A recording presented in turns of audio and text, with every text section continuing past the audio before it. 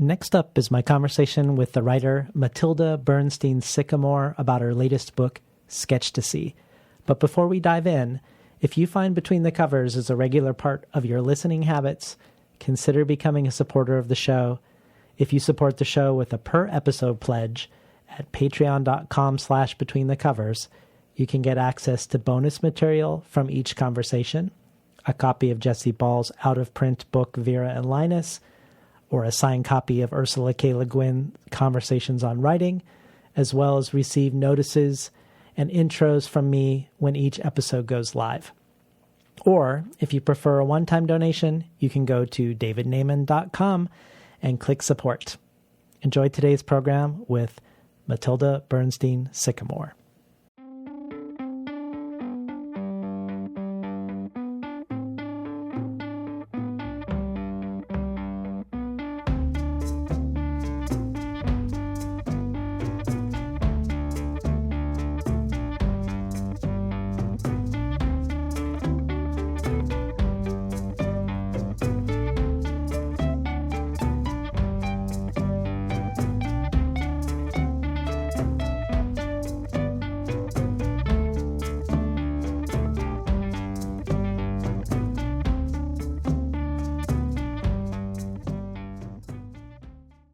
Good morning and welcome to Between the Covers. I'm David Naiman, your host. Today's guest is writer and editor Mattilda Bernstein Sycamore. Described by Howard Zinn as startlingly bold and provocative, Sycamore is the author of a memoir and 3 novels and the editor of 5 nonfiction anthologies.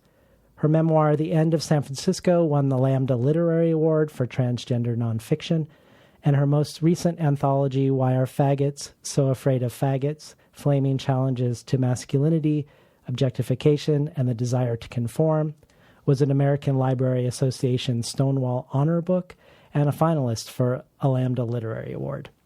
Her novels include So Many Ways to Sleep Badly and Pulling Taffy, and her nonfiction anthologies include Nobody Passes, Rejecting the Rules of Gender and Conformity, That's Revolting, Queer Strategies for Resisting Assimilation, Dangerous Families, Queer Writing on Surviving, and Tricks and Treats, Sex Workers Write About Their Clients. Sycamore has written for the San Francisco Chronicle, Bomb, Book Forum, the New York Times, New Inquiry, Los Angeles Review of Books, Truth Out, Utne Reader, Bitch, and Bookslut, and for 10 years was the reviews editor and a columnist for the feminist magazine Makeshift. In the 90s, Sycamore was active in both ACT UP and Fed Up Queers, hosted the first Gay Shame event in New York, and was one of the principal organizers of Gay Shame in San Francisco. In 2018, she co-organized a queer anti-militarism town hall for trans liberation, not U.S. invasion. She contributed to Against Equality, Queer Critiques of Gay Marriage, and wrote the introduction to Against Equality, Queer Revolution, Not Mere Inclusion. In 2008, the Utne Reader named Sycamore one of the 50 visionaries who are changing the world.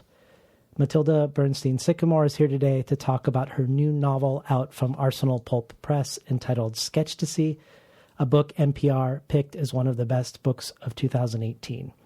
Paul Constant at the Seattle Review of Books says, Sycamore has always been a passionate and keen-eyed chronicler of the life and death of American cities. But here she's doing the best work of her life, and for good reason. She's writing for her life. With Sketchtasy, she's an avenging angel. Sarah Schulman says, if Sketchtasy doesn't become a classic, we are doomed. Mattilda has such complete command of craft here that she is able to evoke experience rather than simply describe it. A lesson in how to write, how to remember, how to grapple with history. And Alexander Chi says of Sketchtasy, Sketchtasy is a call to reject the norms dictated to us by those who would never care about us, but insist on telling us how to live or die as a way of obtaining the approval that will never come. It's also a call to reject even the imitation of those norms. As a writer, Sycamore is someone who has always wanted revolution more than acceptance and dreams that maybe that could be the best party of all. This novel is her grand masked ball. Welcome to Between the Covers, Mattilda Bernstein Sycamore. Thank you so much. It's so great to be here. So Sketchtasy is very time and place specific. We're in 1995 and we're in Boston. And I thought we could start by orienting our listeners and readers to both. So maybe we could start with 1995 and you could tell us about 1995 with regards to gay rights and gay rights activism. And secondly, in regards to the AIDS epidemic and the progression of what medications are available or not available at that time. Sure. I'm going to start with how I wrote the book in a certain sense, because I think that will frame both. And feel free to come back to anything that I've missed out. Yeah, of course. So I think when I started to write the book, I knew I wanted to write about this particular moment in Boston. And it was a moment when I lived there, and I had memories of my own of being inside similar cultures to the cultures I'm describing. And I had told these stories, they were kind of elaborate and over the top, and, being inside gay club culture, with its late night rhythm, and also sort of, living in what I call instead of the 9 to 5, schedule, it's the 5 p.m. to 9 a.m. schedule, right? But I didn't know, do I want to write those stories down? And so I was done with the end of San Francisco, and I just thought, well, I'm starting a new project. Let me just start writing about that time. And what happened really fast was that the trauma came through. And so the trauma of living in Boston, a city rabidly afraid of difference, and the trauma of living in a gay culture that magnified some of the worst aspects of straight hypocrisy. So racism, misogyny, classism, homophobia itself, transphobia, everything. And then also the trauma of 1995. And that was actually, to me, the most surprising part. And that by that trauma, I mean a lot of the characters in the book, they're queens who are, 19, 20, 21. They've all come of age with AIDS suffusing their desires and no way to imagine a path other than certain death in a certain way.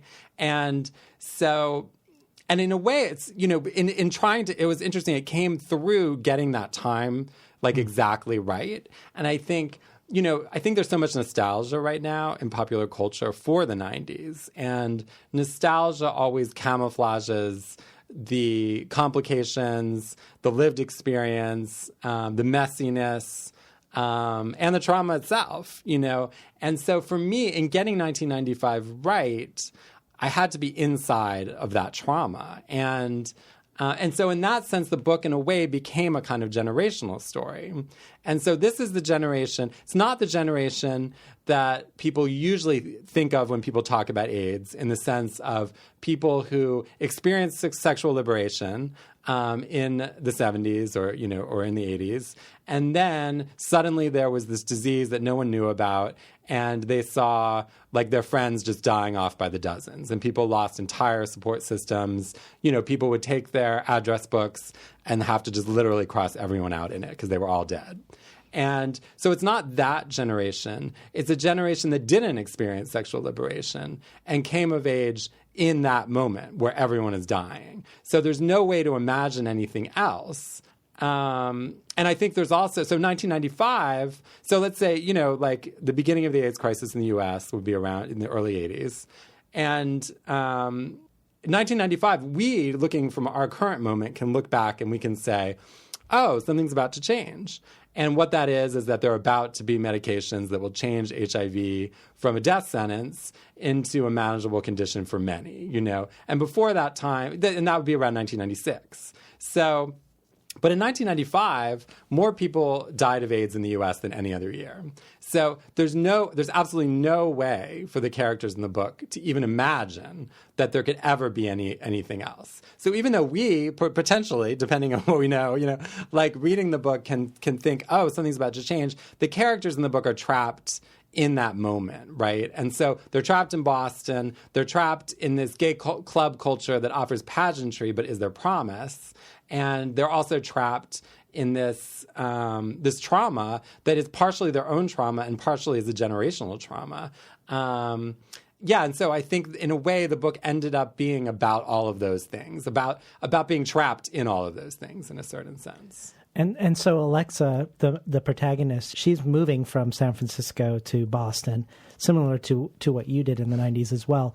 Can you compare and contrast those two places in that specific time? Yeah, absolutely. So for Alexa, she has sort of experienced a radical queer culture in San Francisco that doesn't really exist in Boston. And by that I mean like a culture where you can live outside of mainstream straight or gay worlds, right? And create culture on your own terms, create ways of living with and lusting for and taking care of one another that are not predicated on dominant norms.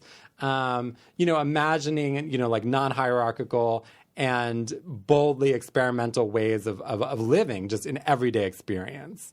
And specifically, I mean a culture of that's like defined by a neighborhood, defined by, particular worlds, defined by an aesthetic.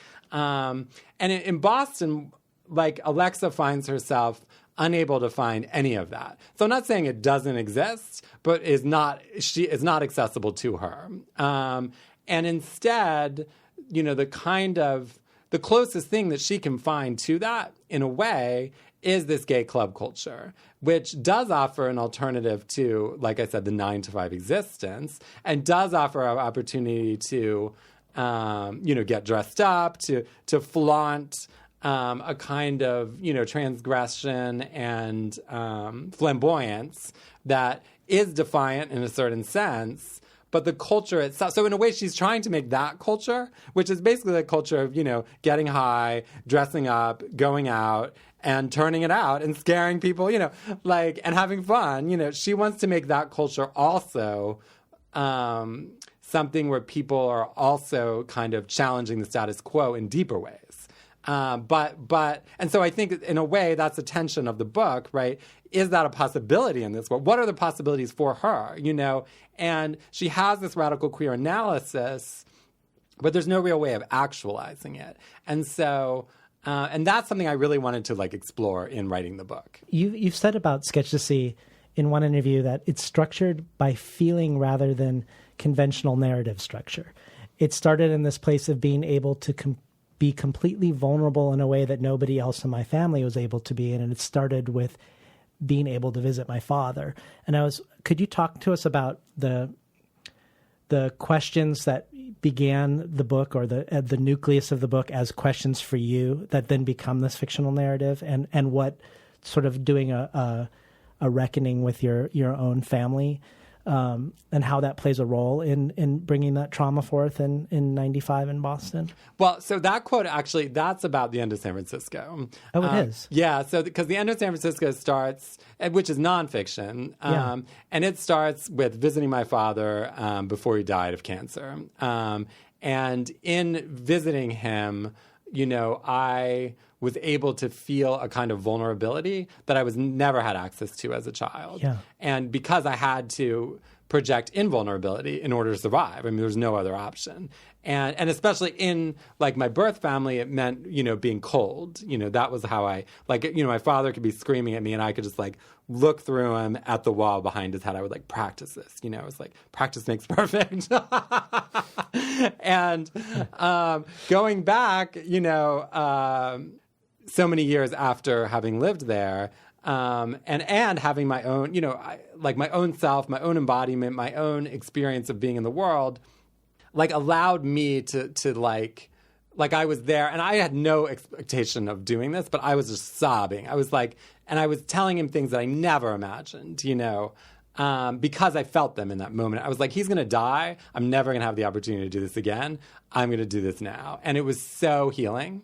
And it was really transformative. And from that came that book, The End of San Francisco. So, but I can connect that to Sketchtasy in the sense that, so Alexa is, like me, we have a lot of similarities. There are some differences. And actually, I would say one of the differences in particular is like, I was in Boston and I felt trapped, and I left. I was like, get me the fuck out of here. But the characters in the book, I don't know that they can leave, And so for Alexa, who, she is living in Boston, and she is also getting ready to confront her father about sexually abusing her as a kid. And that is sort of a central thing in her life. But in Sketchtasy, I think the tension is there is a really intense vulnerability, and I do write toward feeling, but there's also the place that these characters are in is in that place of projecting invulnerability in order to survive. Mm-hmm. So Alexa, she like gets on the subway in Boston, and, someone's telling her they want to kill her. She's like walking in her own neighborhood, and, someone's stopping his baby carriage and screaming at her and telling her, what the hell are you doing in my neighborhood? And she's like, well, honey, it's my neighborhood too. So what she needs to do is always project that invulnerability. And so in a way, the book is about the costs that projecting that invulnerability entails, So there is a benefit, which is to actually be able to live and to live in a like defiant and flamboyant way, right? And for her, it's like the most important thing is that the bashers and the homophobes and the self-hating, gay people who are constantly harassing her, she doesn't want them ever to know that matters. So the thing to her is just like, oh, yeah, whatever, But I think, so in a way, the book is kind of about the cost of that. I want to push on that idea of following feeling rather than narrative just a little more. And in the sense of, well, you described the ways people wanted to edit your memoir, The End of San Francisco. So some people wanted there to be a more defined arc. So you move to the city, you establish a community, and then the community falls apart.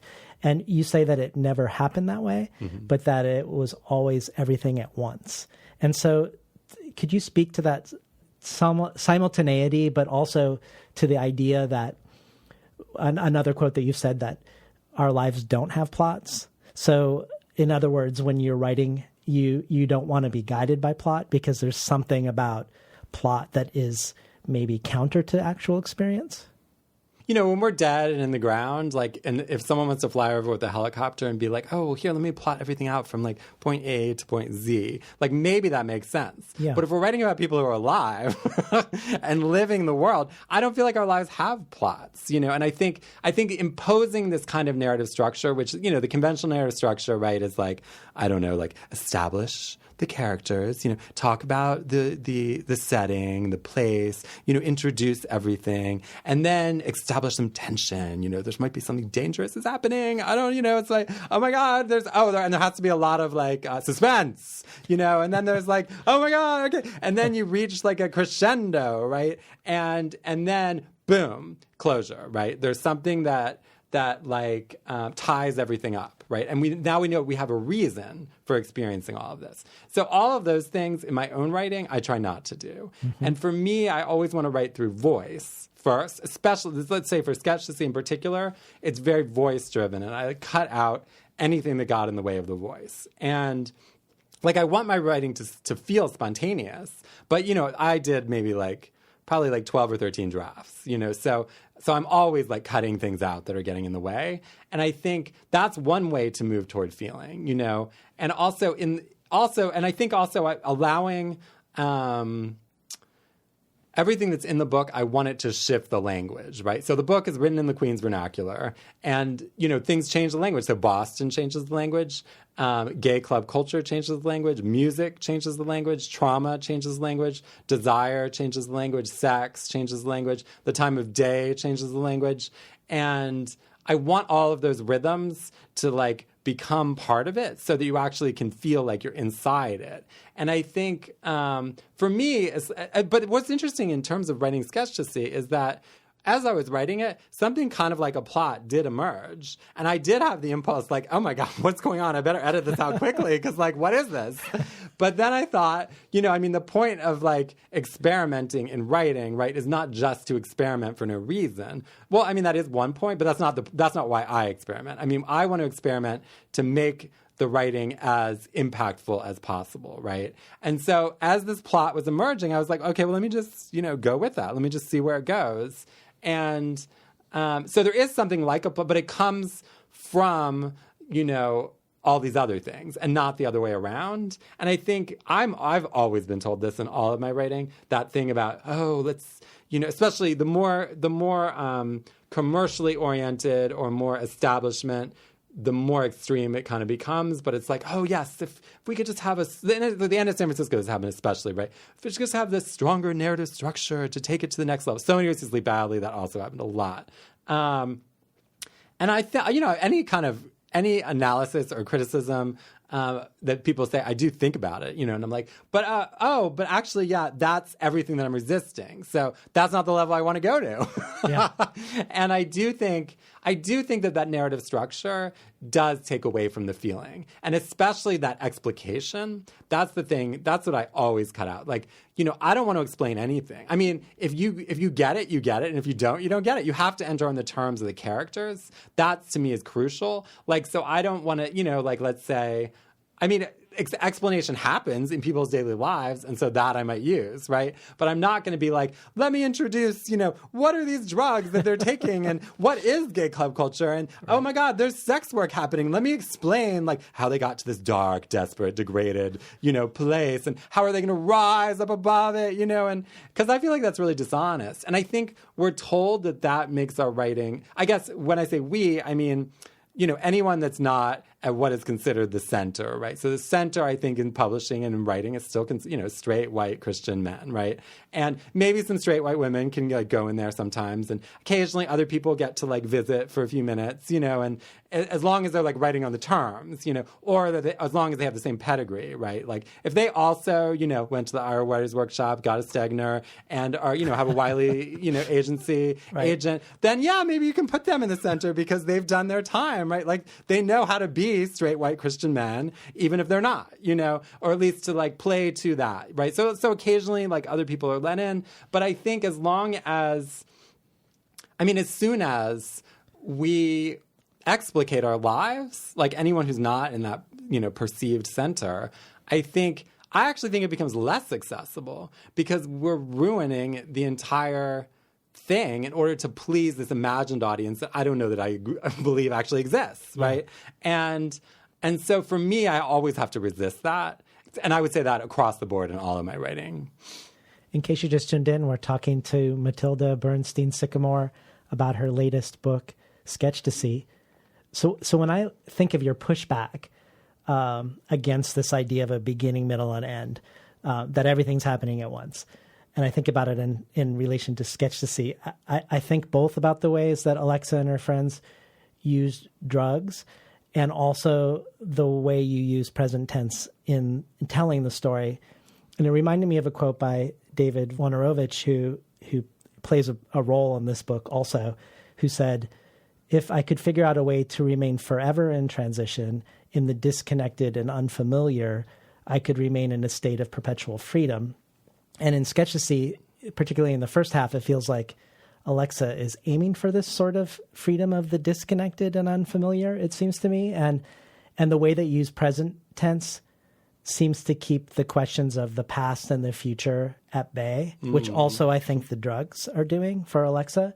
And I don't think I've ever seen more sort of unrelenting drug use in a book. But on the other hand, what's really interesting about it, it is an escape, I guess, in one level, but on another level, it feels like there's an upside to the drug use. And I wanted you to talk about the drugs because you have the feeling as you're in this present moment that you've established, and it doesn't feel sustainable. Like I feel like, oh my God, how long can this go on?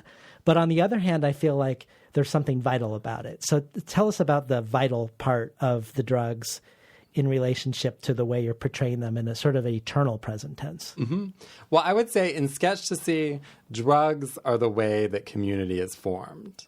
And so we know that is corrupt in a certain sense, but it's also valid, right? And it is the way that these queens in particular meet one another and create something a little bit like family, in all of its dysfunction, but also in its way of perhaps taking care of one another in certain ways. It's all through the drugs. The drugs are the gateway into intimacy, into vulnerability, into, for some of the characters, it's their only way into themselves, themselves at all, right? Otherwise, they're just stuck in the trauma, I think, and especially the trauma of trying to fit in.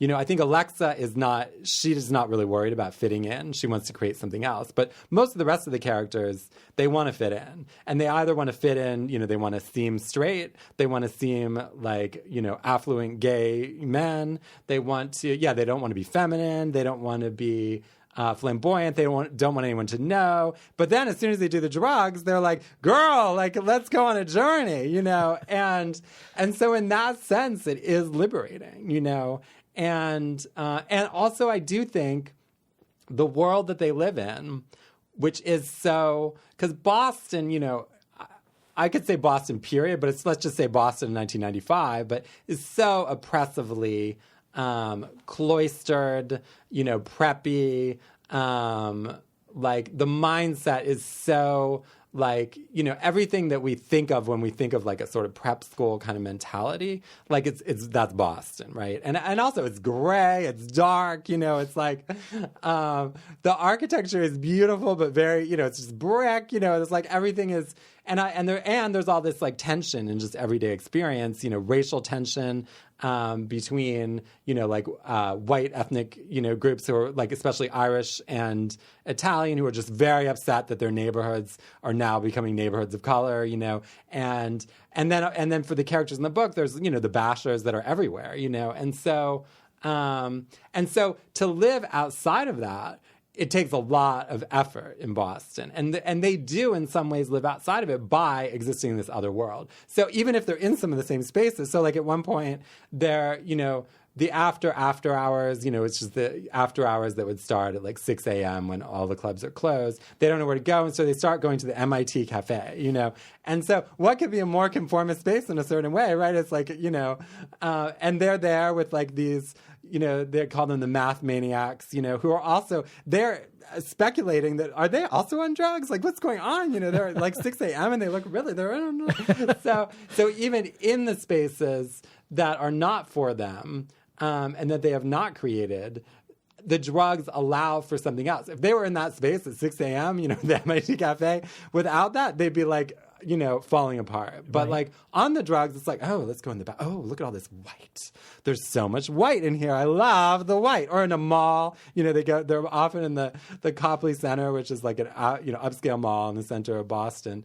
And suddenly, they're on ecstasy, maybe doing a little coke, and they're just like, oh, like there's this one point, where Alexa's looking in at this garden, look at all these amazing flowers. It's like incredible. And then, her friend is like, well, Alexa, what's going on? What's going on? And she's like, no, I love this garden. And she's like, no, this is a flower shop. But it's not. It's a garden, Yeah. And the drugs allow that, And it's not that there aren't other ways to access that, but they do not have access to them. Yeah. What's interesting to me, the way you complicate this portrayal of drug use, but you also complicate our notions around recovery too. Often we would think of addiction and recovery as opposites, and you more look at them as two sides of the same coin that maybe provide similar things and also enact certain things that are similar too. So talk to us about your considerations around the portrayal of recovery, and maybe some of your critiques around recovery, which people wouldn't necessarily think a person would be critiquing recovery. Talk about that a little bit. So I write without an intention of what I'm doing. So as I was writing this book, different things were happening, and I didn't have any idea. I mean, I did start in some ways with my own memories, but then it went somewhere else. I mean, I'm very meticulous about like time and place, and that is definitely coming from my memories. And I did even move back to Boston for a month and a half to like make sure I had like all the spatial and sensory details right. So in introducing the theme of recovery, I wanted to show, in some ways how recovery and addiction are mirror images. And so like if we look at drugs in the book, in some ways it's maybe even clearer in some ways like what they provide, right? They provide nourishment in a certain sense. They provide a way into embodiment. A way into like a sort of ecstatic state of being. And like I said, they provide community in a certain sense. And they also provide all the downsides that everyone knows, right? Like, I don't even have to list them because we all know, right? And recovery, what does recovery provide? Recovery provides community. It provides a way out of addiction and into, in some ways, a different way of thinking, but also in its formulaic ways of talking and being, like, it is in some ways another kind of addiction. So it's like, I have to replace this way of thinking with this other way of thinking, right? And there are a lot of ways to, like, get out of doing drugs, but in this, we're in this sort of dominant recovery, sort of 12-step model. And it's kind of interesting because earlier, like, Alexa and Joanna, one of her friends, they're like completely satirizing, the recovery, even while existing within it. I mean, Joanna in particular. But then later it becomes much closer, right, in a certain sense. And so I think, but also another thing that's very similar is that claustrophobia, right? So drugs, once you cross that threshold of like, oh my God, this is so much fun, it's really just claustrophobia. It's like, how can I allow myself to like stay in this feeling that I know is always going to go away. And I think recovery is also this very claustrophobic space where people are kind of mouthing these kind of platitudes in order to get somewhere else, but are they getting there, or are they just creating something else? And so in some ways it's about what is more damaging. And I'm not sure for everyone if the drugs are more damaging than the recovery. And I know for some people they certainly are. And I also, but the thing that's interesting, so in the first writing of it, Alexa, is completely scathing about recovery. And then as she learns more or becomes more, I think there's this moment in the book where she has this realization about like gay recovery groups in particular. And she says, I don't know if I've ever seen or ever been in a space where gay men are trying to take care of one another. And then she thinks, oh, well, I was in ACT UP because she was in ACT UP in San Francisco. But she says, well, but actually there, everyone was always fighting. Even it was about taking care of one another. And so she has that realization. And so I want to open that up as well. So in the same sense that I want everything to be happening at once. So let's say in terms of the drugs, right? It's like, the euphoria, but it's also the crash. It's all there, right? That's also what I want to show with recovery, And it's similar. I think there's also that euphoria and the crash, right? Because the euphoria of connection, the crash of feeling like you have nothing. And that can happen in any, just like, a 1 hour meeting, right? Yeah. Well, to take this question of everything happening at once and like bringing it to the level of writing craft, and this choice of present tense versus another tense, Alexander Chee wrote an interesting essay called In Defense of Present Tense, where he talks about some high-profile criticisms of the recent popularity of present tense, where people seem to imply that it was commonly used by amateur writers. And he unpacks this and he debunks it, I think. But for me, I feel like the present tense in Sketchtasy, in evoking Alexa's desire to escape from her past, but also from the violence of the everyday, seems like it works really well. And I wanted to read a paragraph that Chee says that makes me think of another reason why this might be a great choice for the book. And I just want to hear your thoughts on it. And this in this quote, he's talking about literary criticism.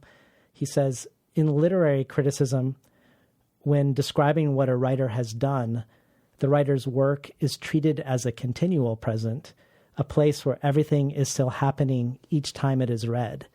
This resembles the way victims of assault and trauma think of their memories. They almost always tell the story of what happened to them in the present tense because it is a place still vivid for them in their minds. It is entirely plausible to imagine any of these being an influence on a writer in search of form or texture. So in a way, it feels like the choice of present tense isn't only a way of Alexa's attempt to sort of escape the questions of the past and the future, but also maybe a way to show that the past is in the present in a way. I just wondered what your thoughts were about Chee's thoughts. I feel a total kinship for what he just said. And in terms of this book in particular, because because yes, staying in the present is one way to escape the horror of the past and the horror of the future, right? You're just like, boom. And I think especially the drugs in the certain sense, like for Alexa, different people do drugs for different things. I think most of the characters in this book are doing drugs to get away, right? They're not doing drugs to like, you know, I mean, they are in some ways to be creative, like to go out, but it's mostly just to like be like floating diagonally up in the air, like in the sky. They want to be in the sky. And so I think, and so that is the present, right? But is it a, I mean, it's interesting because it's a present and it's also a distance.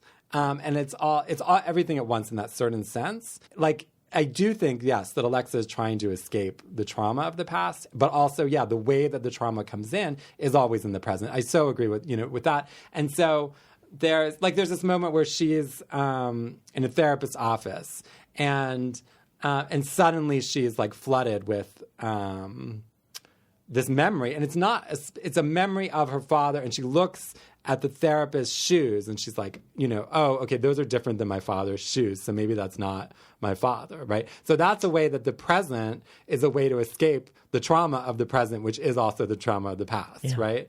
Yeah, and I think also if we think of it generationally in a certain sense, that feeling like there is,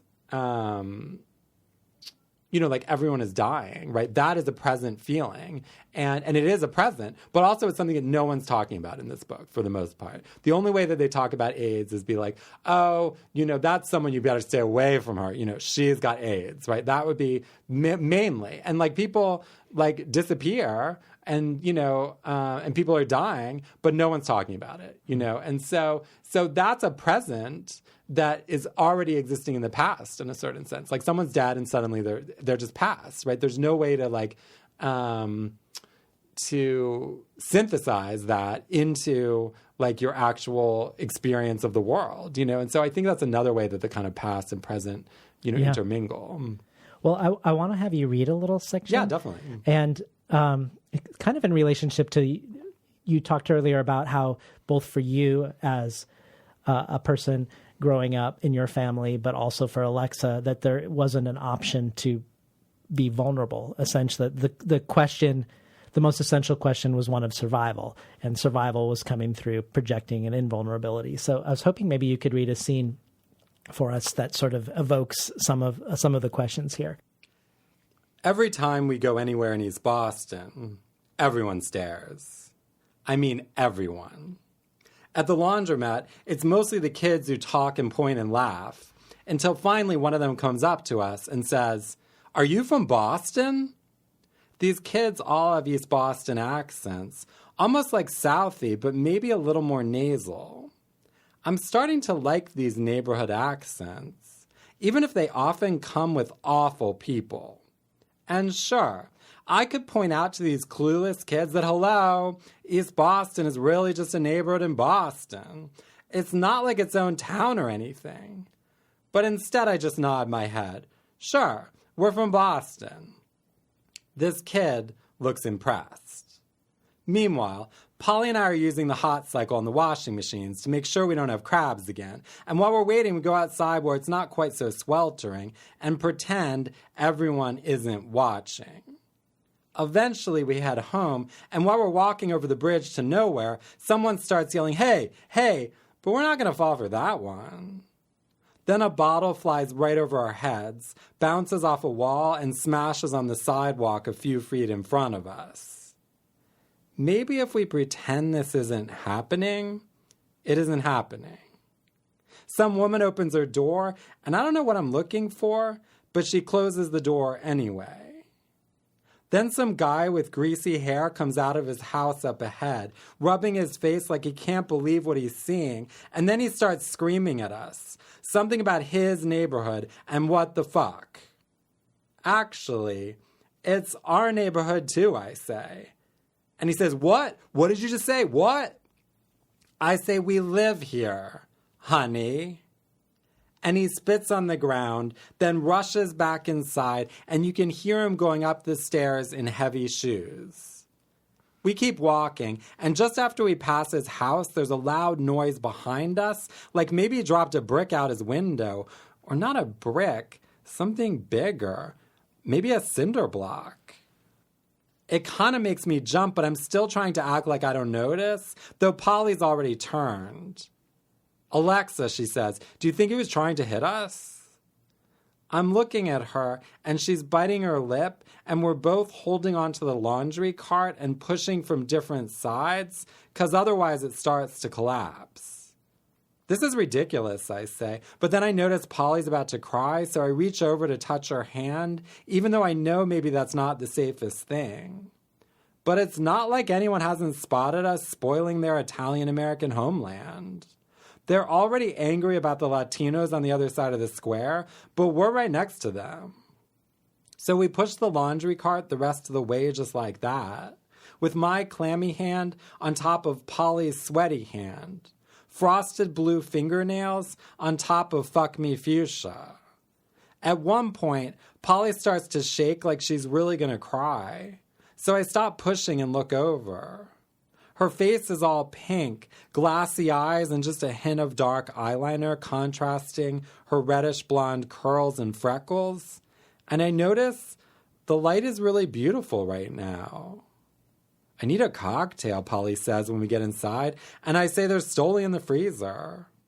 Usually I don't drink at home because it's boring, but I guess if there's a time for cocktails, it's now. I pour 2 screwdrivers, and Polly snorts a line in her room. Do you want any Coke, she says, her voice already different. No, I say, I have to take the car to the repair shop. Or maybe it's too late. Are you okay? I'm okay now, she says. And suddenly, I feel so sad that I don't know how to speak. Polly comes into the dining room and wiggles her tongue, shakes her hips, and puts the mirror on the table with way too much white powder. I snort a line, and oh yes, let it begin. We've been listening to Mattilda Bernstein Sycamore read from Sketchtasy. So there's definitely this sense of unsustainability around the drugs, and maybe even around the ability to project invulnerability forever. And we feel the vulnerability even, I think, poking through in this section.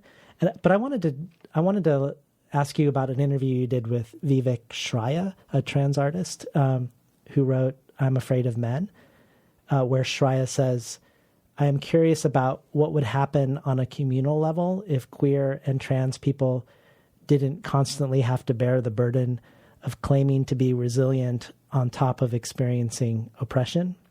What if saying I'm afraid was just as much of a statement of resilience as I'm not afraid?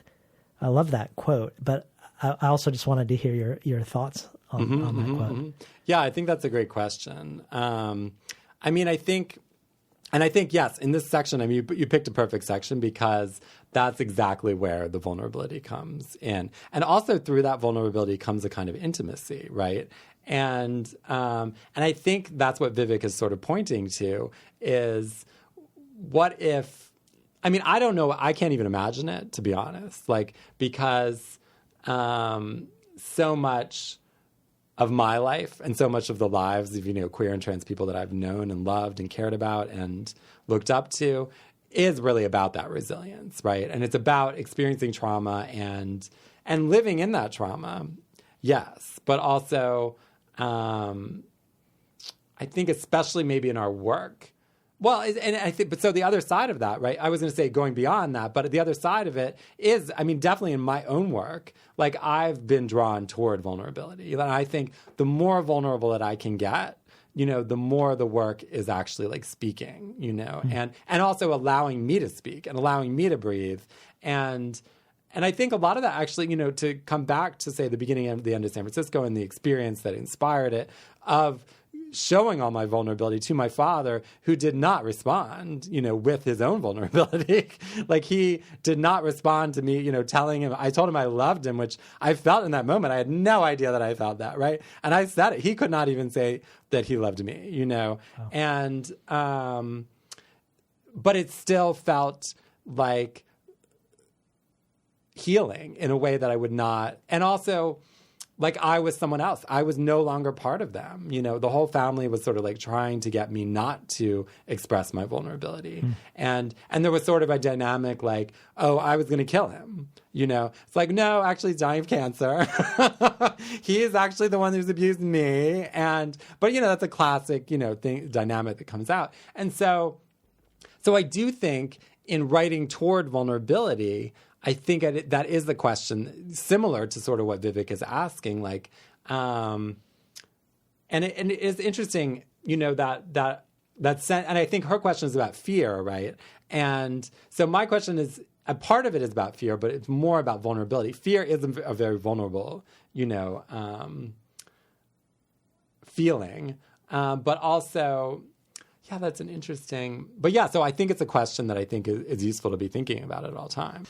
Well, one of the ways in which I think Alexa does is she's paying the bills as a sex worker, and her most significant client is Nate, and her feelings for Nate sort of run the gamut, it seems, between tolerance to tenderness to disgust. But in many ways, Nate serves as sort of a mirror, I think, for whatever Alexa's going through, or a way for the reader to see Alexa reflected back to herself through her responses to Nate. So it gives us a way, I think, to expand the present tense also, because we get this reflection back on whatever ways in which Nate triggers her. But I was hoping maybe you could talk a little bit about their relationship and the arrangement that they create together. So interestingly, so Nate is, you know, an older gay man, and he's in his, well, he says he's 50, so who knows? I mean, somewhere perhaps 50 or maybe a little older. And Alexa in the book is 21, 22. So there's that, you know, 30-year gap between them. But interestingly, Nate has not been out for most of his life. So he lived a married, straight life. And so Alexa has actually had more experience in queer worlds than he has, and also has experienced, I mean, his childhood never comes up, so we don't really know, you know, what exactly happened in his childhood, but it seems like he had convinced himself that he was straight, you know.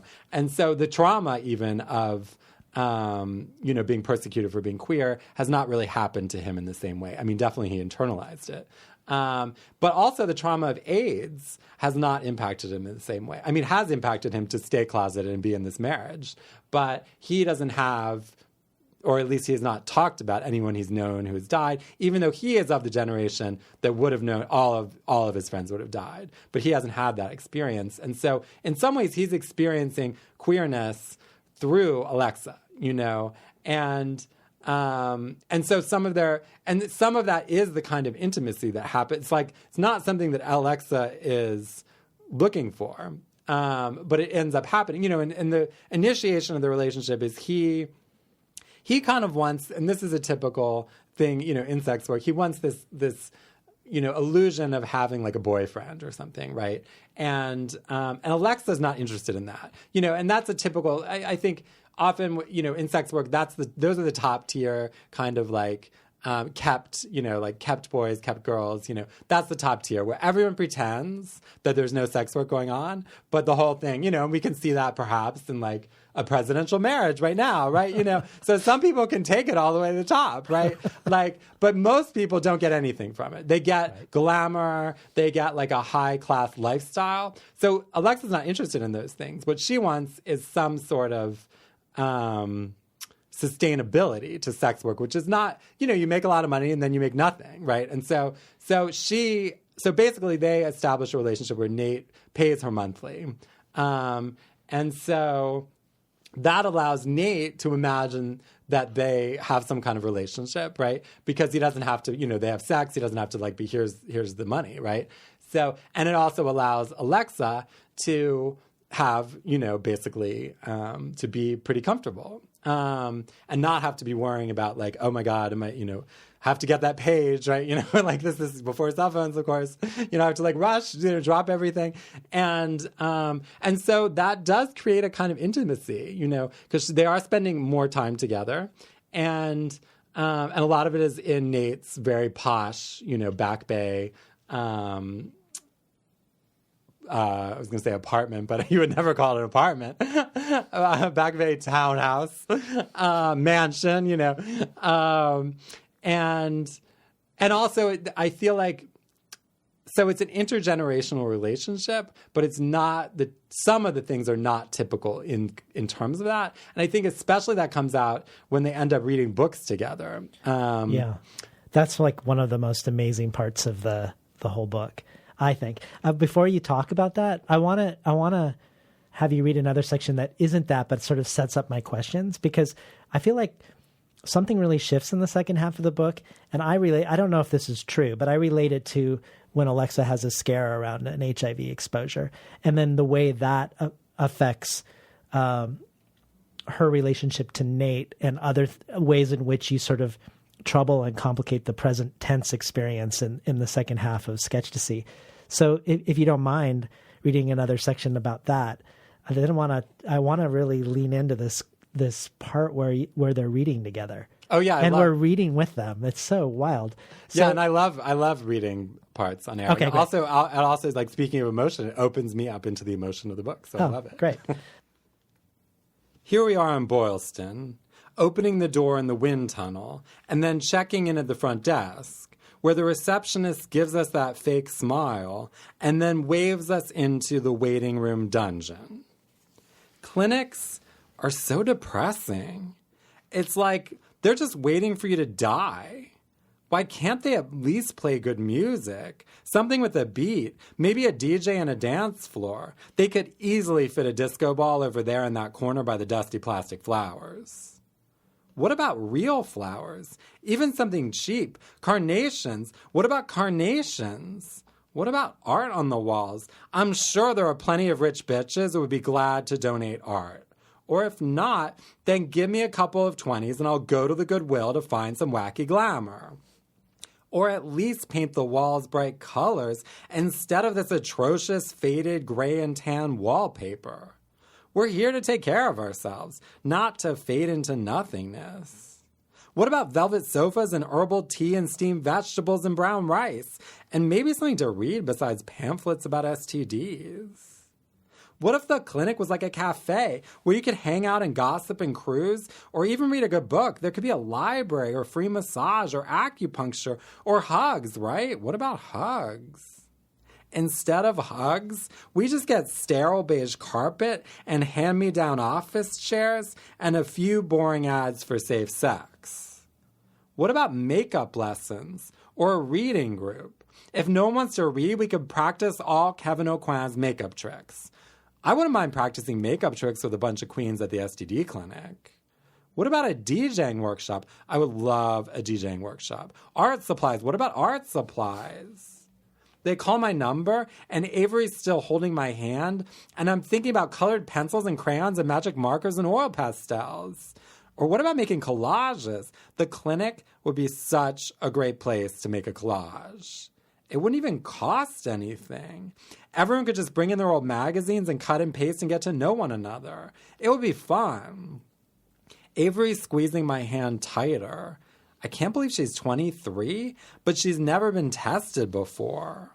They call my number again, and then I'm in another sterile room.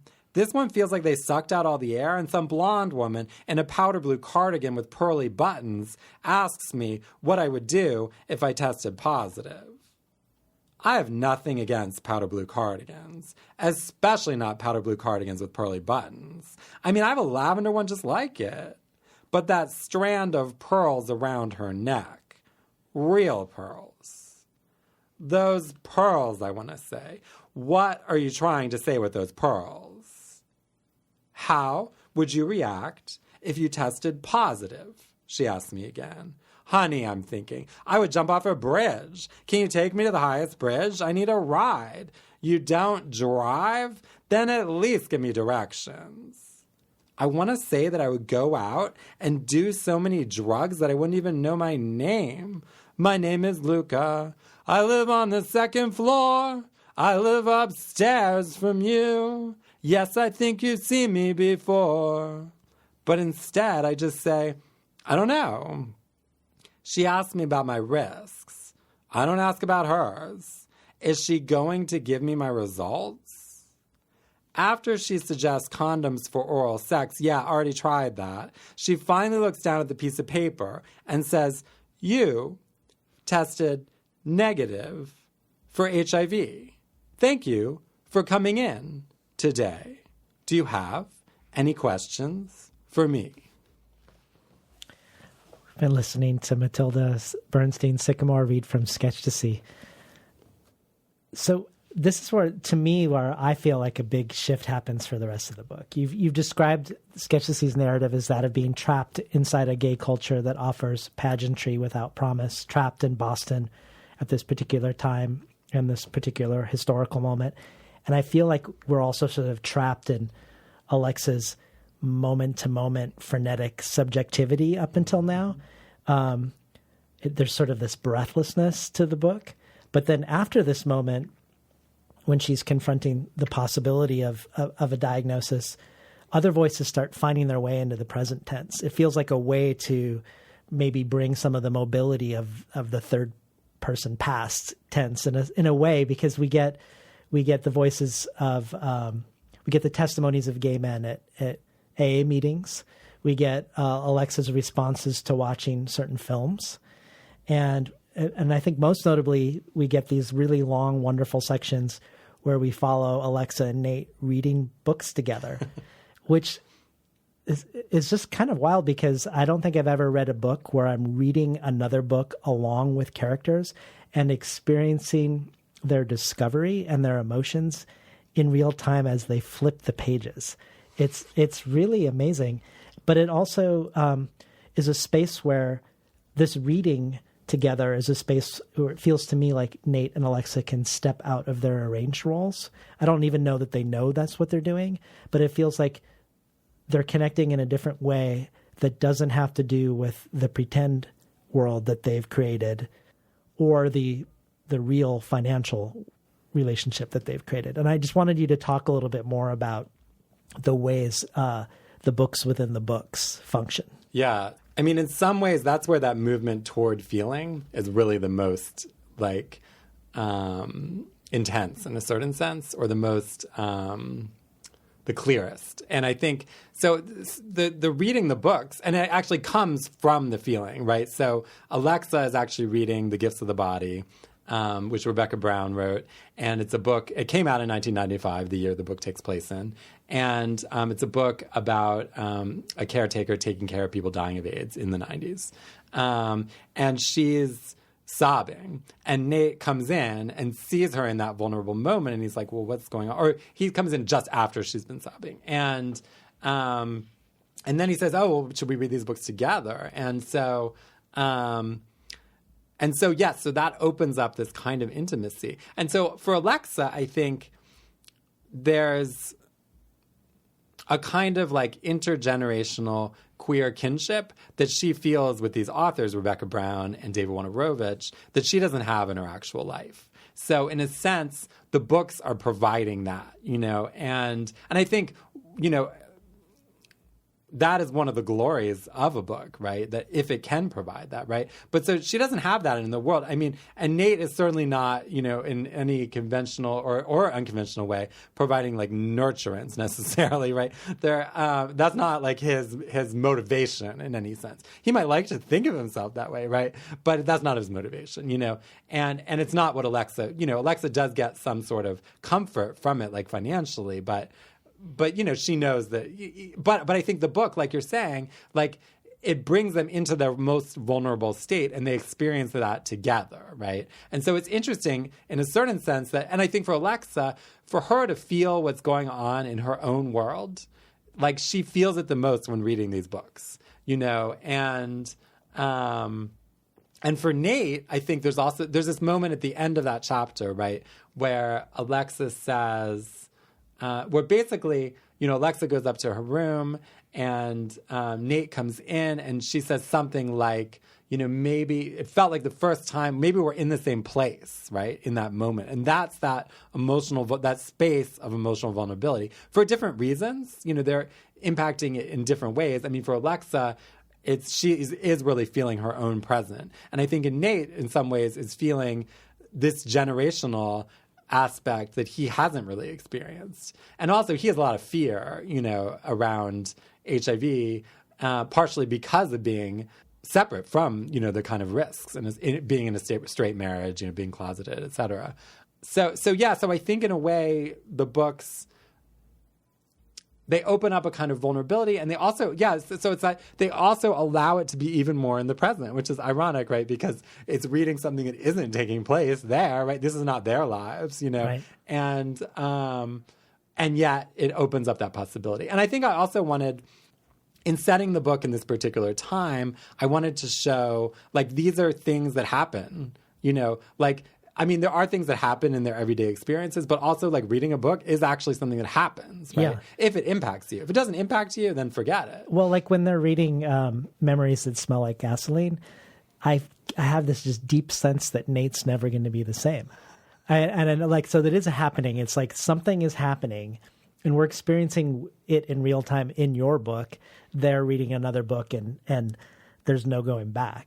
Could you talk a little bit about that book? Yeah, absolutely. So, and I love what you're saying too about like liking because I do literally, like you said, talk about like turning the pages, especially with that book, actually with both, because I feel like that is part of the reading experience, right? It's not only what it happens to you, but it's what happens to you while you're reading, right? Yeah. Or watching a movie, or, all these different things. So originally they are going to read Close to the Knives, another David Wojnarowicz book. And these books for Alexa, they've come out just a few years before. And Alexa had discovered them before coming to Boston. So they're, in a way, part of her formation as like a radical queer in the world. And I think especially sexually, because David Wojnarowicz presents a kind of world where desire is intermingled with daily experience, right? So desire is not something that happens like in a bed or a bedroom, right? It's something that happens on the subway, or happens, when you're driving cross country, or it happens when you are walking down the street, or it happens when you're making art. Desire and that queerness. I mean, I feel like that is a queering of desire. It's not just desire is sex, right? Desire is everything, right? It's what feeds you, like, and allows you to create, your own life, and also connect to other people, right? And so they start to read Close to the Knives, and Nate is like, oh, this is too much for me. And then he has noticed Memories That Smell Like Gasoline, which is a much smaller book, and it kind of, it's a hardback book with the cover on without the jacket. What do they call that? Whatever the publishing term for that is. But it's very small. It's like 60, 70 pages. And it includes David Wojnarowicz's art as well as the prose. And it could look more like a children's book in a certain way, at least in its form, right? And so Alexa's like, well, I don't think he knows what he's getting into, right? But whatever, so let's do it. And Nate says, can we just read one chapter at a time? So this is a very short book, and Alexa is someone who's a voracious reader, but had not thought of like reading one chapter of this book at a time. How strange, but it allows her to be, again, in the present, in this and also to be looking at the visuals in this very almost meditative, but also analytical way. And her memory of the book is, he is writing, David Wojnarowicz is writing that book as he's dying of AIDS, and it came out right after he died. Close to the Knives came out right before he died. Memories That Smell Like Gasoline came out right after he died. And in Alexa's memory, that is what the book is about.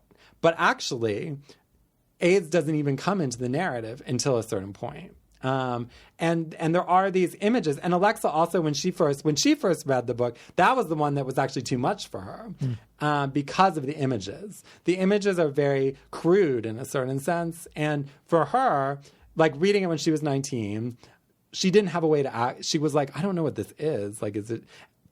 And I think also because they are about trauma and about being abused, as sexual abuse, the images themselves impacted her in this way where she was like, oh.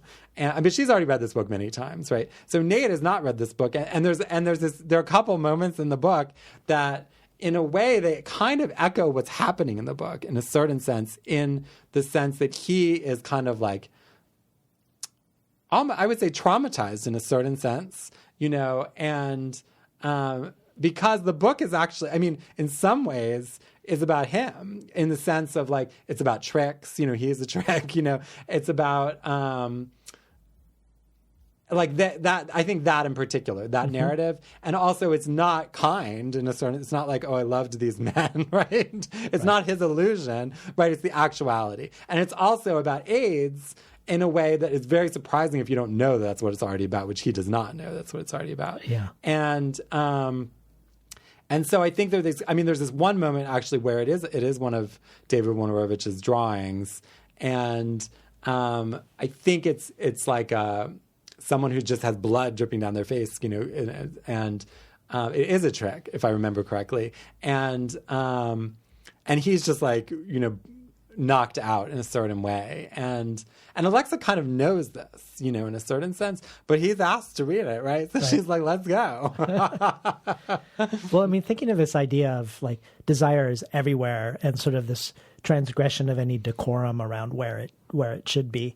I was just reading more about him as a figure in preparing for the interview, and I'm sure you probably already know this quite well, but I came across a man named David Robinson, who, inspired by Close to the Knives, dumped the ashes of his partner, Warren Krauss, on the grounds of the White House as a protest against George Bush Sr.'s inaction in fighting AIDS. And the line from Wojnarowicz's memoir that inspired this was, "What would it be like if each time a lover, friend, or stranger died of this disease, their friends, lovers, or neighbors would take the dead body and drive with it in a car 100 miles an hour to Washington, D.C., and blast through the gates of the White House and come to a screeching halt before the entrance and dump their lifeless form on the front steps," which is just such an amazing, awesome, harrowing line. Yeah, and I think, ACT UP, there was an action called the Ashes Action, which the goal of that was to dump ashes, on the White House. Yeah, and I read that his ashes are actually scattered on the White House lawn, which... Yeah, that was part of that action, I believe. It was. Yeah, if I'm remembering the dates correctly. And also Alexa in the book, I mean, she has ashes from someone that she knew who died of AIDS, who was in ACT UP. Through the whole book, she's trying to figure out what to do with them. So that's kind of something that kind of weaves in and out of the book in a certain sense, in a literal way. I want to go back, sort of leap back to the beginning in terms of the things that you share in common with Alexa. Because you've said that there's a difference between writing a memoir and a novel, but you've also said that the difference isn't about whether things have actually happened to you or not. That in both of your other novels, almost everything actually happened to you in real life. So both of your endeavors into fiction have a lot of overlap with your own biography. So if the truth of the story isn't how you choose whether something should be nonfiction or fiction, how do you feel your way or think your way into the Sketchtasy should be a novel versus End of San Francisco should be a memoir? Totally. Yeah, I mean, I think when I start to write, I never know. And, my first two books, Pulling Taffy and Someone Needs to Sleep Badly, like you said, those are novels, but almost everything in them that happened to me. There are a few exceptions. And I remember Robert Gluck once said something about how you always have to throw into your novels something, if I remember correctly, like some lies, just in order to make them more believable. And so I thought that was great. So I have some and I actually added him into. There's a quote from him, and that he didn't write. I'm like, as Robert Gluck said, and I just made up a quote, in Pulling Taffy, and so many was just. But actually, with those two novels, a lot of what makes it a novel to me is what I take out more than what is in there. And so I do edit out a lot of my subjectivity if I was writing about me, in order for me, I felt like in order to be more immersed in the book, I had to take that out. Especially So Many Ways to Sleep Badly, where in that book, in each paragraph, maybe like 10 different things happen, and it might be like, something on NPR, something at a yoga class, something, someone calls Alexa, or not Alexa. Wrong book. Someone calls the narrator in that book, his name is Mattilda, right, on the phone. Walking down the street, there's impending war with Iraq. There's, all of that might happen in one paragraph. And so I felt like I had to cut out, a lot of what was going on in my head, like in order to make it, and so to make it more immersive in a certain sense. And interestingly with The End of San Francisco, which when I started writing that, it started with that visit to my father. I had no idea there was anything about San Francisco. Like as I was writing it, actually I was writing about New York, and I keep this in the book and I'm like, why the hell am I writing about like La Tigra? I'm like writing about La Tigra, and I'm like, why am I writing about this? And then that opens up this part about San Francisco, and then I was like, oh, this is what the book is about, right? So would that mean that if End of San Francisco had been a novel, you would have taken that part out? Yes. And also, I think, so with The End of San Francisco, I really felt like it was about, I was really circling around these moments of my formation and their undoing. And it felt very much, because I was so obsessed with that, it felt like it was about me in a certain sense. And then also I did feel, because I did think a lot about that. Do I want it? Because I don't know that I feel like of all like so-called genres of writing, I think memoir is one of the most predictable and boring and like stuck in a very like boring narrative form, right? And is it a redemptive form? Yes, the redemptive form and also the linear form. And I actually love reading memoirs, but like most of them, I get lots of great information, but I don't think they're good writing, I'm like, I love that I know all this gossip, and gossip is a form of history, and I feel like they're super important. But I feel like often, and I think we're so much told that we need that redemptive arc, right? We need that, and so in writing The End of San Francisco, which is really structured like an experimental novel in a lot of ways, like I could have called it a novel, but I did really feel, one, that I was circling around very specific moments about myself, but also that I, especially say the very beginning of the book where I visit my father before he died, I just felt it was so much more vulnerable as nonfiction, which often I don't think is true. And I wanted to move toward that vulnerability. And so I felt, and I also felt, so I guess it was those two things in particular for me that made it nonfiction. But and especially, like keeping these details, which also, of course that plays out in fiction. That is the technique of experimental fiction in a certain way of keeping the details of how you wrote it in the finished book instead of cutting that out. But also that also felt very much about, that's more like my internal process. And since I wanted that in there, I just felt like, okay, this is nonfiction. Yeah. Yeah.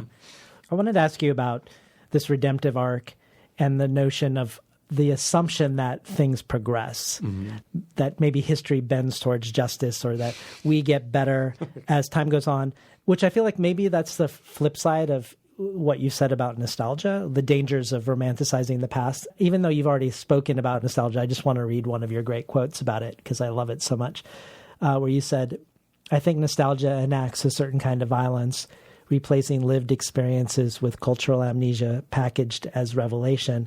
I think when we examine our memories and all of their complications, nostalgia becomes impossible. But on the flip side, if we're talking about now about maybe the reflexive or unthinking ways we might presume something happens in the future versus the past. So like maybe the reason some of the memoirs tend to lapse into redemptive arcs is because it's satisfying to us to believe that things are always getting better. But I wonder, I guess this is just a long way to ask if you could talk about the differences or similarities between the 90s of Sketchtasy and our contemporary moment, and in the ways that they're the same and the ways that they're different. What can we learn from the Sketchtasy's moment of the 90s now? The predominant, I feel like there, and this nostalgia for the 90s, it's been going on for quite a while, right? And it's taken many forms, but mostly it's like this kind of nostalgia for a very particular 90s, right? And it's this kind of like grunge Seattle, like maybe some septum piercings, some, vintage flannels, And when people talk about 90s music, right, they're always talking about that music. So like if that music came near me in the 90s, I was like, get away, right? Get away, like Nirvana. I was like, what the hell is this? Keep this out of my space, and like, and I feel like so much, and it's just so fascinating to me that becomes the 90s, right?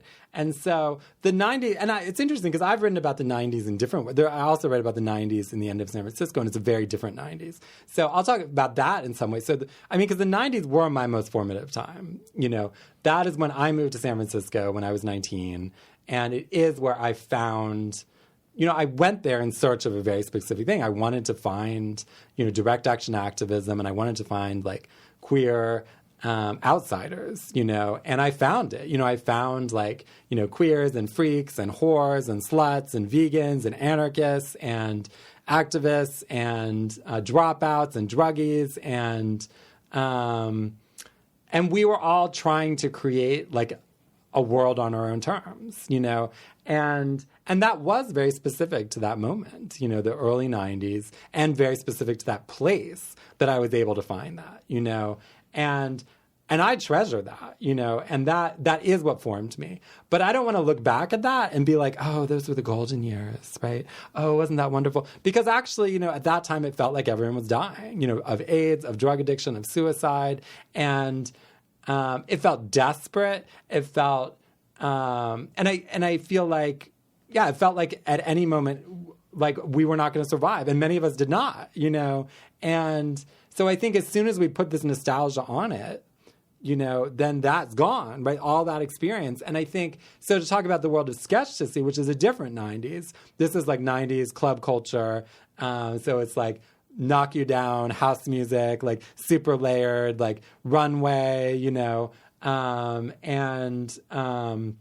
it is, so another thing that happened in the 90s that is, it's not the central focus of Sketchtasy, but I feel like it's in the background, which is, to me, the 90s, especially this book is in 95, so it's right in the middle of the 90s. And the 90s marked the moment, so always I think, or at least, for decades, there's been this, in gay and queer worlds, there's been this kind of struggle between a kind of assimilationist politic and a liberationist politic, right? So the assimilationist politic is, we're just like you, we want the white picket fence, we want access to straight privilege at any cost, right? And the liberationist model, like especially with gay liberation in the 70s, would say, we want to end dominant institutions of oppression. So end the church, end the state, end the nuclear family, end monogamy, all of that. So I think the 90s marked the moment where the assimilationist side triumphs. Everything since then is just going more in that direction for the most part.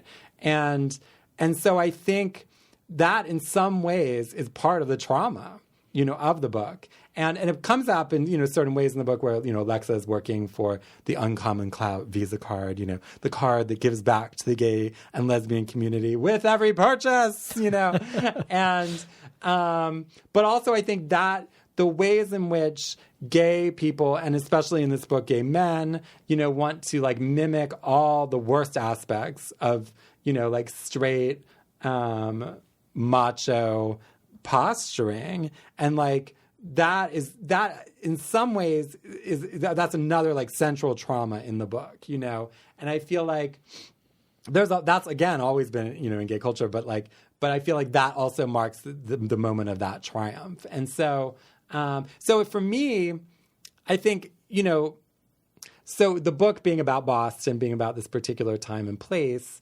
like, if we look at our cities now, right, they're even more homogenous, arguably. And so in some ways, and gay culture is even more hypocritical, and, so in that sense, and it's funny because some of the people I gave the Sketchtasy in manuscript form to read were people who I knew when I lived in Boston and had lived there the whole time. Mm. And one of them said, how are we going to know this is about the 90s? Because it's the same now. Ouch. So I thought, and I think that is a commentary, you know, and I think in some ways, if we're speaking about gay culture, like everywhere is Boston now, you know, and in all the worst ways, you know, and all the hypocrisy, the like self-hatred, like masquerading as success, you know, the total duplicity, you know, that, you know, the like, I'm just so proper, you know, I have a husband now, right? So in the 90s saying a husband, that was just like an ironic, hilarious thing to say. But a husband now means that you're actually, you know, wedded to the state, right?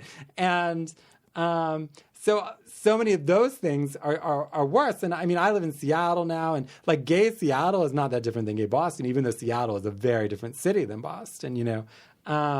So I think in some ways, like it does speak to our current moment, you know, just as much. And while also, I didn't know this, you know, while I was writing it, but I can say it now, you know, but I think it also, I do mean it in a certain sense to be a corrective, you know, to that nostalgia. Like, because for me, the opposite of nostalgia is truth, right? And so if I can gesture toward that, like in sort of an emotional sense, in terms of a generational sense, and in terms of, like speaking to a lot of these issues, but without, it's not, you know, it's certainly not written in like an essay, right? But I feel like that felt sense is what comes through in a certain sense. Yeah.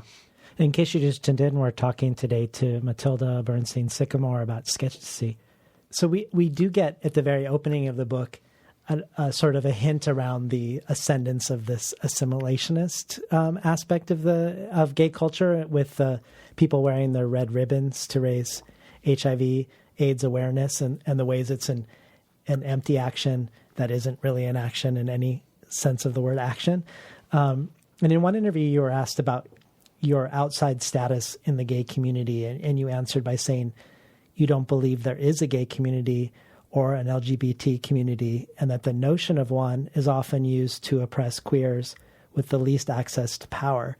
And I just wanted you to unpack that for us, because I feel like this is also crucial to understand Alexa in Sketchtasy, essentially, since she is the one with the radical liberation-focused analysis in a world where even I think her friends don't necessarily have it. So tell us what you mean by there is no gay community, and the notion of it actually is a threat to the most vulnerable within it. Absolutely. So I think so often we can see this kind of rhetoric of a gay community or a gay and lesbian. I mean, it's come in different forms, right? There's the gay community, then there's the gay and lesbian community, then there's the LGBT community. Now people will say LGBTQ community, right? But I think so often the rhetoric camouflages the very real violence that gay people with access to power, and now lesbians as well as, you know, even trans people have access to power, like using that power to oppress everyone else and get away with it. So in one way we can see that in terms of like gay people gentrifying neighborhoods and then like literally pushing out like the more vulnerable people.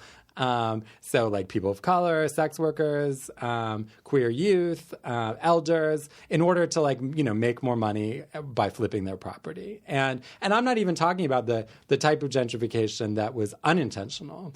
Now it's intentional, you know. So like in the 60s and 70s when like, you know, gay men were like migrating to San Francisco and buying houses in a neighborhood that they then gentrified, that was unintentional, I think, for most of those people. But now, like you can see, like there was a great documentary about gay gentrification in Cleveland where they show how this realtor is like literally doing this all on purpose. And this happens everywhere. And I think people put up the sort of like sweatshop produced nylon rainbow flag and they're like, this is the community, right? But really, you know, it's the same people are always marginalized. And those are definitely queer youth, you know, trans people, queers of color, you know, queer migrants, and you know, people without homes, you know, people, disabled people, you know, et cetera. And that rhetoric, I think, where that rhetoric of everyone belonging at the same time as enacting that violence, that's what I think is so damaging. And I think if we just said there is no community, like, then we could actually figure out how to make one. But as long as people believe in these institutions of power, like, that are not helping people on the margins and that are obsessed, like, if we, look in the last, 20 years with accessing straight privilege at any cost. So, like, marriage, military service. Like, the military is the easiest one to understand, I think, for most people. But even though people don't. But, like, and I think that issue, right, the issue to, like, go abroad and kill people and get away with it, just like straight people, instead of fighting for the end of the U.S. military, the dominant institution of oppression around the world, like, that comes at a serious cost, right? And it's the cost of people's lives. It's environmental degradation, it's colonization, it's the destruction of, like, entire countries, corporate, plunder for corporate profit, and it just goes on and on and on. And I think... And that one is just fascinating because, now people talk about trans military inclusion. And it's like that, if someone said that like 10 years ago or 15 years ago, people just laughed, right? And that one actually is very interesting because it's the most obviously coming from money, because there's basically just one, it's the person who's considered the first trans billionaire. So it's Jennifer Pritzker, donated $1.35 million to this organization called the Palm Center. And then suddenly this issue became a center issue. No one was talking about it before. And so if you want to know how much it costs to get your issue at the center of the so-called LGBT movement, it's $1.35 million. That's good to know. When I think of your and Alexa's radical liberation focused analysis, I think of also, I was thinking about that and also some of the questions raised in Maggie Nelson's The Argonauts. About normative homosexuality, and particularly the way she employs the work of Eve Sedgwick, who wanted the term queer to contain within it many types of resistance that were beyond the question of sexual orientation. Sedgwick said, queer is a continuing moment movement, which feels like could be a nice description of Sketchtasy too, this continuing moment movement. But it also makes me think of a quote of yours: the problem with identity politics is when identity becomes an endpoint instead of a starting point, when you just put gay or queer or now even trans on top of an oppressive institution, and suddenly that's seen as progress. And I like how you're sort of holding aspects of obviously the straight community, but also aspects of the gay community to account on these standards. And I just wanted to read something that you posted recently about Kevin Spacey, the accusations against Kevin Spacey, that feels like it's as good. It is an interesting example of this. I understand why clueless straight people would be shocked and titillated by the Kevin Spacey allegations, but anyone who's spent more than 15 minutes in a gay bar knows that everything he's accused of is standard behavior. What if gay culture were indicted for its willful disregard of bodily autonomy and not just Kevin Spacey, but instead of a liberatory indictment of all of the problems of gay male sexual culture, celebrity, male entitlement, the closet, machismo, etc., we just get a sensationalized media circus where an angry mother wants to jail a celebrity for traumatizing her straight son, who benefits from this charade. It just made me imagine that you must get some pretty intense blowback. Is that true? Oh, sure, yeah. I mean, I love criticism if it's actually coming from a legitimate place. Yeah. But usually what happens when people try to critique my politics is it's just, and this happens with a lot, this is true, I think, across the board, they just personalize it. And they're like, that Mattilda Bernstein Sycamore is, and then they just go down the list. And that's just absurd, like nonsense, you know? And so for me, I feel like being queer itself is about accountability and about mutuality and about imagining, something else. And so for me, like, until I'm ready to just bury myself, then I have to do that. Otherwise there's no reason to be alive, and I do, I say sometimes that writing is, I write to stay alive, and I do mean that literally, and it's worked so far, so I have to keep doing it. But I think I do different kinds of writing, and I think Sketchtasy is not the same kind of writing as what you were just reading, or as what, how I was just talking about, gay politics itself. And in some ways, in in writing this book, I did want, like, a lot of my work is about oppositional queer culture. This book is about the complete absence of that, and being inside gay culture with that analysis, and like being trapped in that certain sense. And I feel like you asked about how the book sort of speaks to today. And I think in some ways that's where we're all trapped, kind of culturally. We are trapped in that, and it plays out in different ways, but it's that similar thing where it's kind of like squashing the potential for imagining and creating like new ways of experiencing one another and of challenging the violence of the status quo, like under a kind of a rhetoric of, it's a very like self-congratulatory, non-thinking, it's a very self-congratulatory, non-thinking way of squashing the potential for any kind of like liberatory or even imaginative responses. Before we end the show, I feel like I want to make sure that we talk at least briefly about what Paul Constant nods to in what I blurbed at the beginning of that you're a keen-eyed chronicler of the life and death of American cities. Mm-hmm. And Alexa is a refugee from San Francisco gentrification and entering a less than hospitable other city. And you've talked about, as you mentioned earlier, about, say, like wealthy gay Castro residents fighting against a queer youth shelter because of how it might affect property values. And in relationship to David Wojnarowicz, you've talked about the irony that NYU and the Whitney Museum both sort of market him and yet are the sources of some of the greatest gentrification in the area where he actually lived. And so, but are now charging for your ability to experience his way of seeing the world.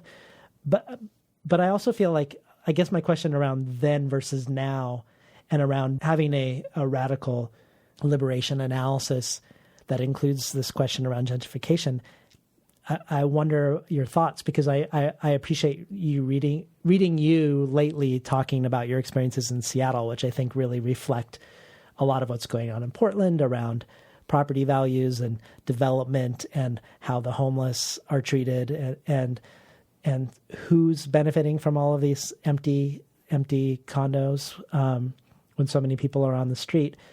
But I also feel like there's this predictability too, like in the phenomenon, like where white artist types will move into neighborhoods of color either because they want to legitimately live in a diverse environment or because simply because of economics, it's cheaper, and they end up normalizing the neighborhood. So like the mission is no longer the mission because, other whites will move in once they feel like it's quote unquote normal. In other words, gentrified or gentrifiable. And I guess what I wonder is your thoughts on a resistance around that. When we sort of know the predictable, it feels like this pattern repeats itself.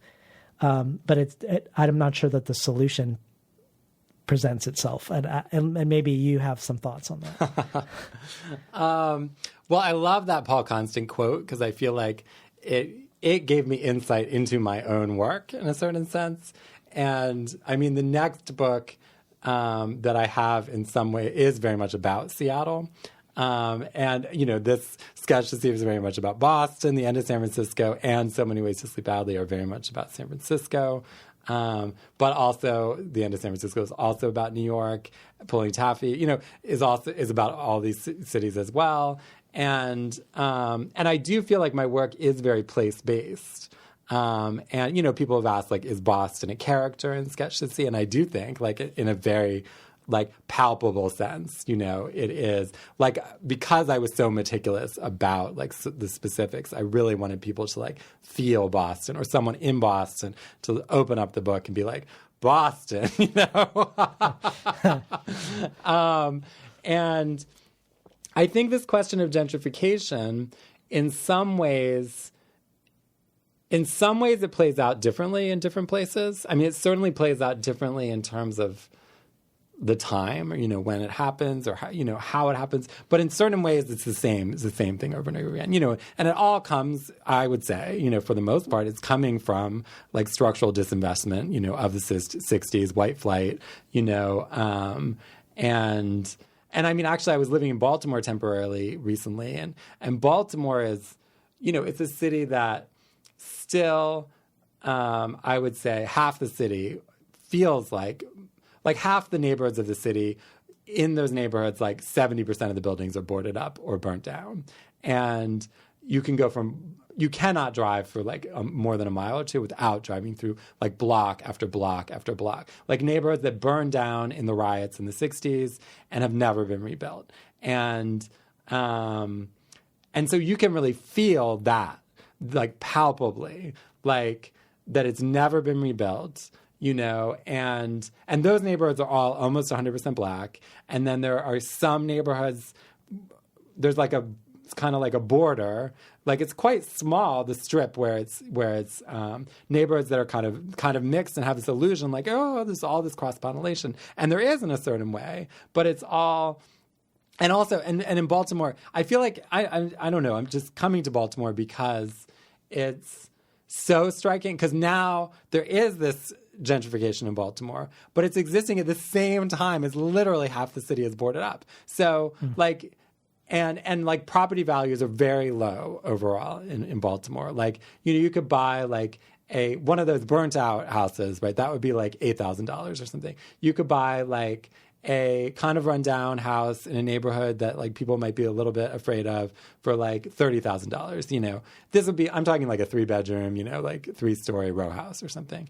And you could buy like a very nice house for like $200,000. In some of these other gentrified cities, this is like unthinkable, right? But at the same time, like the rent is not that different. Like, and that is this, it's so artificial. And I feel like in some ways it's instructive, because in some of these other cities, you can't see how artificial it is, partially because of some of the things you're talking about, because, of like white artists and activists and radicals and weirdos, living in these neighborhoods with somewhat, some degree of cross-pollination and some degree of sustainability for a while, until, boom, it crosses the line. Someone like quotation mark discovers the neighborhood, the fancy restaurants move in, et cetera. And then, it's all written on the, then everything starts getting torn down. They build the new, lofts, et cetera. But in Baltimore, like that dynamic is happening without the intermediary stage. The intermediary stage did not happen. And you even have like these districts, they're called arts and entertainment districts. They just declare a neighborhood. And so one of these neighborhoods, it's the gentrified term is called Station North, and it's north of the train station. And there are these arts institutions they're great institutions in a certain way. Like there's this theater, the Parkway Theater. I would go there a lot. It's independent theater. It's like very comfortable. But you walk in the door and it's not like, oh, look at this beautiful old theater that survived. You walk in the door and you're like, architect, and I was like, where did they get this money? But this is a city that does not have money to have books in the public schools, right? Where there are rats, like just crawling through the halls, and they often don't have heat in the public schools in a city that's very cold, right? And this theater, they spent $19 million renovating. And I'm like, where did they get that money? And I looked it up. It's like international capital, literally. It's like $6 million from a Greek foundation. Then they got like Johns Hopkins University, like, is pushing through all this money. And there's so all these, and they're not doing it because they want, it's for the kindness of their heart, right? They're doing it because they see like, here is this place where we can completely remake it, right? Yeah. But it doesn't succeed because it hasn't, like the city doesn't have that intermediary stage. So it's really weird where you'll have these highly funded arts institutions that I guarantee that the reason they're there is to gentrify the neighborhood. And they do to a certain extent. Property value goes up. People are forced to move. But like literally next door, it's just like an abandoned lot, and then there's a McDonald's. Across the street are like people nodding off on their stoop because they had not had access to resources in 40 years, literally, and so it's a weird, I feel in some ways it's very instructive because it's so obvious. Because it's like giving 19, it's not like, oh, look, there were all these cool spaces there, and then, boom, this thing happened. Like you would say in, say, The Mission or in the Lower East Side or, in most of the, like, celebrated, gentrified neighborhoods. But I feel like it's the same mechanisms that create that everywhere. Well, what are the questions or feelings that animate your Seattle novel? I mean, whether they're gentrification related or not. Yeah, totally. So, the Seattle book is called The Freezer Door. It is nonfiction. And I would call it a lyric essay because it is circling around desire and its impossibility. So the impossibility of actualizing desire, perhaps, within my own specific life. And through that lens, it is about gentrification. It is about the hypocritical allure of gay male sexual culture. It is about the dream of queer and whether that's actually possible. It is about this idea of the city as a place where we meet everyone and everything that we never imagined and whether that's actually possible anymore. And it's also about the writing process itself and language and when language can and cannot express what language is meant to do. Speaking of language, I would love it if we could end with another reading because the ending is really exhilarating and the language becomes super chewy and musical, I think, at the end. And since we discussed that your book, it does have a plot, but it isn't based on plot. So there's not going to be any spoilers if we have you read a little bit near the ending. And even if it isn't an ending in a narrative sense, it does feel like we reach some sort of emotional ending in some way. It feels, or even a musical ending around the language, and I'd love for people to hear it. Oh, but the mirror. It's kind of comfortable watching the show from this angle. Someone wearing head-to-toe designer garbage comes in and stops in the doorway like she's seen an accident. Hand to her chest, and she says, "Girl." And I say, "Girl." And she says, "Girl." And now we're best friends. I'm studying the colors of my hair, the way the glitter changes with my eyes. Yes, my eyes. And lipstick. And those crystals in my ears. All the necklaces piled around my neck. What a color. People flowing in and out as I say, "Welcome. Welcome. You're welcome. Thank you. Glorious. Fantastic. Fabulous. Phenomenal. Philosophical. Fierce." Yes. Fierce and flaunting it in your fabulous phlebotomy. Flawless. Fantabulous. Tantalizing. Mesmerizing. Marvelous, magnificent, Magna Carta, carte blanche, Blanche Du Bois, W.E.B. Du Bois, Boise, Idaho. Don't call me ho, I prefer hooker. Where did I get this? Oh, Louis Boston. I get everything there. So reasonable. This is just a little resort where for a dip in the Charles, yes, my makeup. Thank you. I managed to slip in for a consultation at Neiman Marcus just before last call. Of course. Oh, yes. Never leave home without Chanel. Never leave home, sweet home. Oh, darling. Not a wig at all. Sorry. My hair just grows like this. I know. It's soft. Welcome. You're welcome. Yes, I live here. All the time. Just need to decorate. Oh, a bump? No, but thank you. Maybe later. X. You mean extrava, extraterrestrial, extra sensational, extra Sensenbrenner, extra saltines, extra sass, extra pass the sugar, extra pour some sugar on me. Yes, I know you mean Excalibur. Just look for the girls in platforms. Tell them Alexa sent you. Alexa arrivederci. My pleasure. Oh, maybe I should go out there too. This is Miss Alexa Avalanche, reporting from Axis on Sunday. Louder than I thought on News 11 at 11. No, News 9 at 11. News at News. Upstairs, the photo booth. A totally different crowd. Tell us, Miss Avalanche, tell us about the crowd. The crowd looks scandalized. Behold Miss Avalanche as she falls against the bar, flings herself gently on the surface, and then slides to the floor while Phil Collins croons one of his soulful tunes. Prunes, because we care about your digestion. Should I get another cocktail? Just to look at that grenadine, grenade, granada, champagne, tostada. So much prettier than diamonds. Who needs diamonds when you can have garnet, ruby, carnelian? Nothing does Queen Grenadine justice.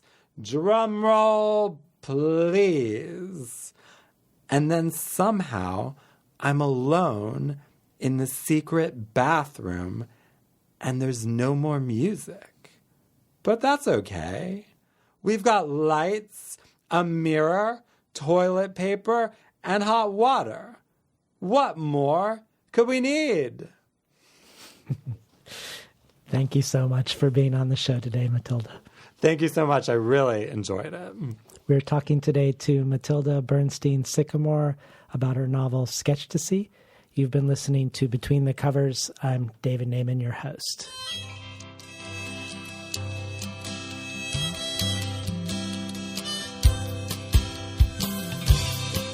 Today's program was recorded at the studios of KBOO, volunteer-powered, non-commercial, listener-sponsored, full-strength community radio from Portland, Oregon, found at kboo.fm. You can find more of Mattilda's work at MattildaBernsteinSycamore.com.